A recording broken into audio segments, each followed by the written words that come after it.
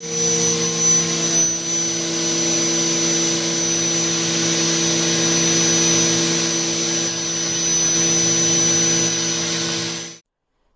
back again. I thought I'm going to post an update where this project stands. Previously, a few videos back, I mentioned that I'm going to take this engine to the machine shop, which I did, but prior to that, I took the engine block to a CNC machine shop where they cut these firing grooves on the top of the deck of my engine, and here it is now. And copper rings already placed inside. I tried with stainless steel firings, but they turned out to be too springy, and they just didn't want to stay in place, and copper turned out to be a really good choice, easy to work with. So I still have to change or grind one of my top piston ring, because the machine shop sent my engine back, but they didn't check measure any piston ring gaps, so I had to redo all of them, and only one left. So why I put these firings on the top of the engine? Because obviously this is going to be a turbocharged engine, and it's really good when you have firings over 1 bar boost. And what they do is you place your head gasket. This is just airing head gasket, and you see these firings installed, and then you torque them down. Opa. No, doesn't want to go down. Right, there you are. When you torque them down, I'm using studs, not bolts. You torque them down, and they these firings, copper firings, hold the gasket in place, so you know there's less chance that you blow your head gasket, because it's going to hold in place under that the copper rings. No, that's not going to leak. The water shouldn't leak, and I don't expect any issues with that. And just one heads up, you guys, some of you probably know that these cylinder heads crack right in the middle. Usually that's a common problem with that, and the reason is that as Metri Mechanics PDF mentions, that these holes in the head gaskets are, if you see, look at these and look at those, they are much smaller, and there is not enough cooling. The water can't circulate within the cylinder head. In order to overcome that problem, I'm going to enlarge these feed holes in the gaskets, that one, this one, and that one. That's going to help to prevent heads cracking. And what else I did?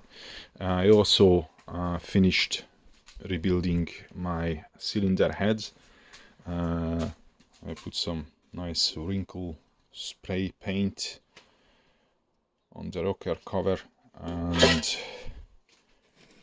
this is the rebuild. This is a brand new head. I fitted a Enem's Z45 Turbo camshaft, which is actually a Turkish Estas, which is not bad at all. I'm happy with that. But if you want to save some money, then I'm going to put Estas part numbers in the listings description, and maybe you can ask them, they can sell it cheaper to you. So I fitted new rocker arms, and it's ready to be fitted onto the engine.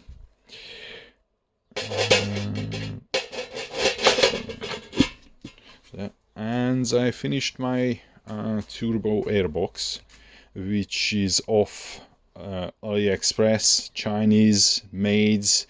Well, it's Chinese, you know, it's a cheap stuff, but I would not recommend anyone buying this without being able to modify this airbox. This manifold, I mean, what they did, they used a M20 intake, what's that, brackets, and then they welded these tubes onto it, but the tubes inside are the size is much smaller than this tube here, and here you can find really rough edges.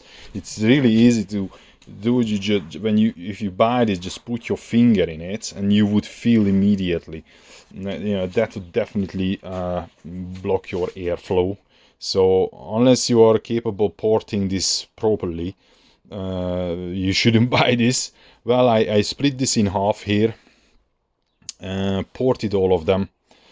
Obviously, I had to fix because the wall thickness come down really thin, and I had to add extra aluminum welding to it.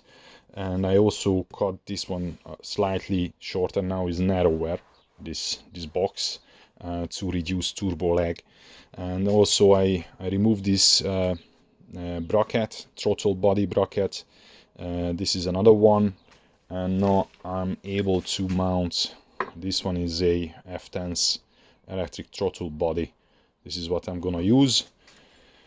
And I also mounted, this one is 850 CCM Deca injectors, genuine ones. Internet is full of Chinese. I do not recommend fitting Chinese because, you know, if the air fuel ratio becomes lean, then you're gonna have a lot of trouble with that. So if you can afford, just try to buy genuine injectors. And so this one is ready to be mounted. I also bought another ECU. I used to have VAMs, but I had a really hard time to reach out support. I sent several emails to several email addresses, and they didn't seem to be too helpful, and therefore that's another, the other reason is that I switched from VAMs to Max ECU, because I want to, as I explained in earlier videos, I want to fit wheel speed sensors, and VAMs wasn't able to handle those inputs, and plus no support, so I got rid of it.